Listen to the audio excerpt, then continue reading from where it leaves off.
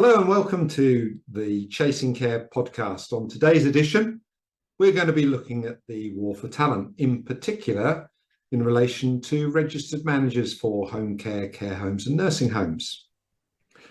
I'm pleased to say that we have somebody that's highly experienced in recruiting registered managers across the UK, specifically in the Greater West Midlands. She has a master's in occupational psychology. She has been a talent acquisition specialist for an international consultancy and currently heads up the executive search consultancy, Topcare.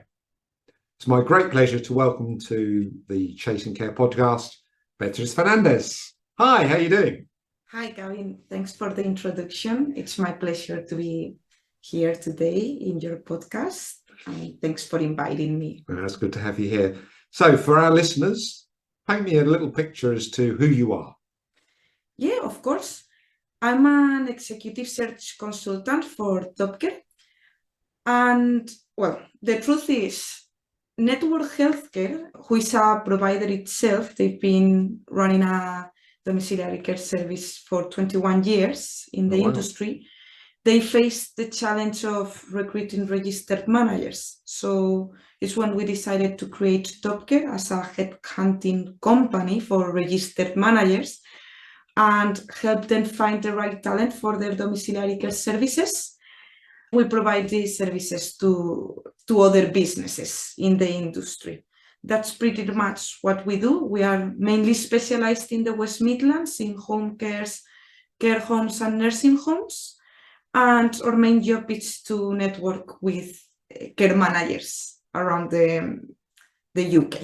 Oh, wow. So I'm hearing is Topcare was born out of a need for registered managers by a company that's been delivering care for, did you say, over 20 years? Yes, exactly. So what are the current challenges in the recruitment of registered managers? What's the issues? Why do they need somebody to find the registered managers for them? I would say that there's different issues in the market. There's a shortage of candidates. There's as well a high turnover of registered managers within their roles. In the UK, there's around 23,500 registered managers and 3,500 registered managers are in the job market looking for a new job. Wow, that's okay. So there's definite need for finding new registered managers if you've lost yours. Yes, and the challenge, I would say that the talent, they are not in the job boards. So just posting a job advert on Indeed, LinkedIn, or any other job boards, it's just not enough to find the registered manager that you are looking for your service.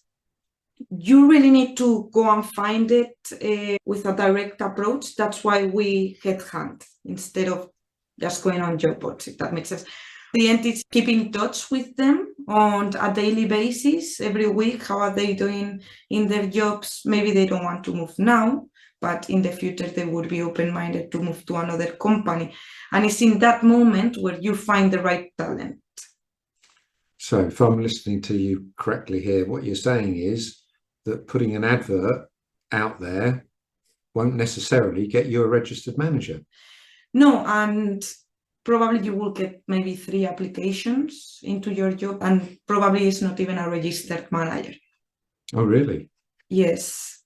So what are the issues currently that registered managers are telling you? I mean, why are they on the job market? If there's a quarter of the industry looking to move at any time, there must be reasons why this is happening. There's different reasons. One would be they are looking for a pay raise because they are not getting enough pay. They've been for a long time in their job position and they haven't got any pay raise. So they are looking to change their job just to get that money. Other reason is because they are not happy with their managers. It's a really demanding job. They've got a high responsibility.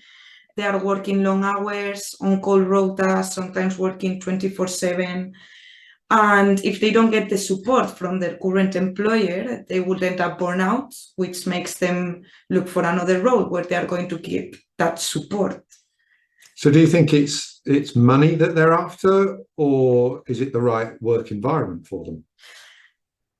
The main reason they are moving, actually what I get a lot is my current employer is not looking after the safety of my service users. For example, they are actually looking more for getting the money for the company, and they understand that as a business, they need to get that money into the business because they need to pay their care staff. But when you are placing the money in first place and you are not able to keep the safety of the service users, that for them it's a no, because when you join the healthcare sector, you join because you've got the passion for improving the people's lives. And if you can't do that, and if you are not getting as well the support, of course you are going to look for another role. Mm. Do you think that employers understand how their staff are feeling, how their registered managers are feeling right now? I think it really depends on the employer. Small businesses where the managing directors, they don't even have healthcare backgrounds and they don't really understand what they are going through. There are some businesses that they know in first hand what is it being a registered manager, and they are going to be quite supportive, and they are going to give you the tools, the training that you need and that you require. So I would say that it would really depend. And what do you think, if you're talking to a registered manager today, I know we touched on the fact that it's not necessarily money and they're not getting support, but how do you understand what the registered manager is looking for in their own career step, in their next job? Mainly, I would say that it's career progression. They want to earn more responsibilities or have the option of becoming an area care manager in the future. So that would deal, I think, more to big corporate companies, to leading providers. If they want to go into a small business, of course, they would like to feel valued, that they are adding value, that they can run the service as they want to, that they are going to have that pay raise or some extra benefits of working for them. And then it would depend on the challenge, because I will come across people that they would say, I want to set up a new service from scratch, I want to be part of that business development, or I want to work for a business that it's already set up, that they've got their service users, and I just need to turn it around, that it's inadequate, and I want to achieve a good or outstanding CQC rating because I like that challenge. So it would really depend on the registered manager. In the sector, I hear a lot of employers saying that they can't find registered managers through their traditional routes, which is, I guess, placing a job advert or using a recruitment agency. I mean, you are a recruitment agency, so what are you doing differently, do you feel, that allows you to say that you can actually beat the war for talent, if you like, if you can actually deliver a solution to an employer? Because I don't just post job advert out there and rely on it. I speak with registered managers on a daily basis every week.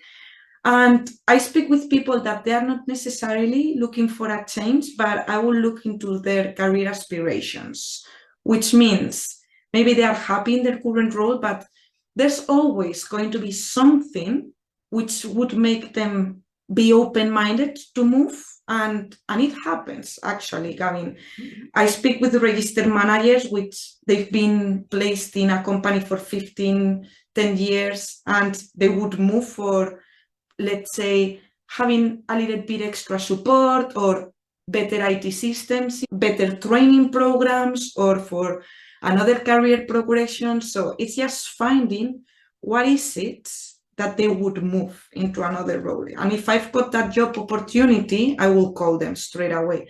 And I will keep in touch with them on, let's say, weekly basis, monthly basis. I will phone them up, hard checking on them, because maybe I'm happy today, but maybe in 1 week something happened and I want to move. And when you catch them in that exact moment is when you place them. Yeah, it sounds to me as if maybe they don't even have the time to look for a job for themselves. No, and they don't. Actually, normally when you have to call them, it's outside your working hours, which is totally fine. I enjoy speaking with them. So if you were looking for a registered manager tomorrow as an employer, your recommendation would be that putting a job advert out there isn't necessarily going to get you the solution, and that you should be more proactive.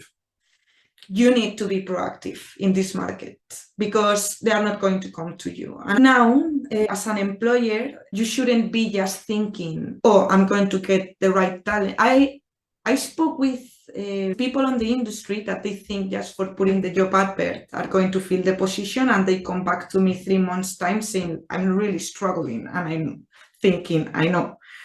But you need to have a direct approach with them, as you mentioned. So you have to have a direct approach, and I'm making the assumption that the employers don't have the time to do that. No, it's time consuming, and sometimes I think that you really need to rely on experts on the industry. It's because it's going to save you at the end time and money. And if you go to an expert who knows what they are looking for and what are their needs for your business, for your care business, they are going to make sure that they find the right talent, that the person that you are going to hire is not going to stay there just for 6 months, it's going to stay for the long term. Employers, how should they prepare themselves for interviewing candidates these days? Of course, you need to know the person, you need to have a feeling about the registered manager, what sort of personality, how they manage a team. But as well, I think they would need to consider the fact of selling themselves as a care provider. What can I give you? Is it going to be flexibility? Is it going to be training? Is it going to be career progression?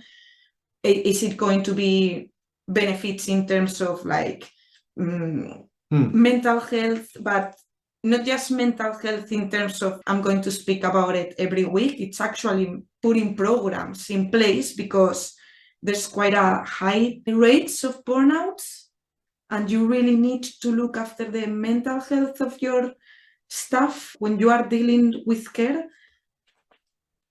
And do you feel that employers understand that they've got to sell themselves and the opportunity and that support mechanism that the candidate's looking for? You talked about the aspiration of the candidate, but does the client understand that there has to be that marriage? I think it really depends on the mindset that every business owner has. As well, it changes because it's not the same when you are a big corporate company, when probably it's going to be easier providing some sort of benefits, training, career progression, support, than if you are a small business. If that makes sense, because you as a small business as well, you don't have all that support. So if you are a small business, maybe it would be working out, okay, I give them more flexibility to work the hours that they need to work. If we look to the future now, where do you see the challenges for the care sector moving forward in terms of registered managers and supporting services? That's actually a good question, Gavin, and I think it's always good to look for the future and for the times that are going to come. What I think I don't think it's going to happen. 7,500 registered managers within 15 years are going to leave the industry. Wow. Because of retirement. This is 32% of registered managers in the industry. And so this is 30, let me get this right. 32% of all registered managers will be leaving the industry over the next 15 years. Where do you get that fact from? And this is based on Skills for Care. Okay. And this is taking into account just people in the industry that are going to get retired. We are not taking into account people that they're just going to leave the industry for personal reasons. Yeah. And what businesses should be doing is investing in their deputies, train them, develop them so they can fill the gaps. Because as well, there's less people joining the healthcare sector since COVID. So in order to maintain a service moving forward, we've got to fill the void of registered managers leaving when we don't actually have enough registered managers in the industry right now. Exactly. Yes. That's a huge challenge ahead of us. But on that note, sadly, we've come to the end of our conversation today. I'm sure we'll pick up another conversation in due course about the challenges in recruitment. But if somebody wanted to get in touch with you, Beatrice, to talk about how you might be able to help them, where do they find you? Well, they can give me a call at 0121-456-8117. They can drop me an email to beatriz.fernandez@topcare.co.uk, or they can find us on the website.